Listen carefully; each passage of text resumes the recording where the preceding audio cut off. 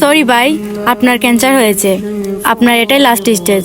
আপনি আর মাত্র 20 দিন বাঁচবেন। 20 দিন পর আপনি মারা যাবেন। নবাব দাদা আইসুন গুরানির থেকে ভবিষ্যতের কোনো চিন্তা আসেনি। ফরার উঠালে বইয়া হাও তো এলাকে কুস্তা টার ফাও না। আমরা মইরা লই এর ফরে টার ফাইবাই না।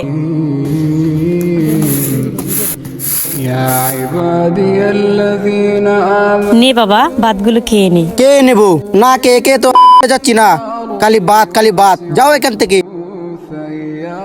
আসছি মা।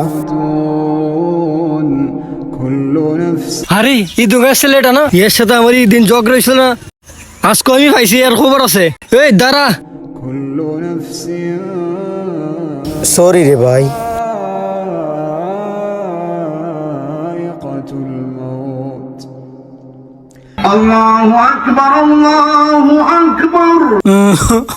আল্লাহ। বাবা এইদিকে আয়, আয় বাবা এইদিকে আয়।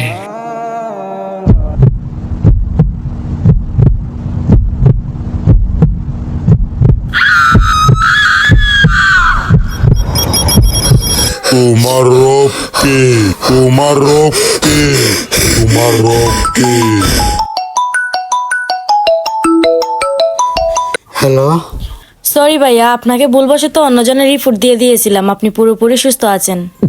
কি ব্যাপার, আপনার মুখটা এত শুকনা লাগতেছে কেন? আপনি কি খুশি হননি?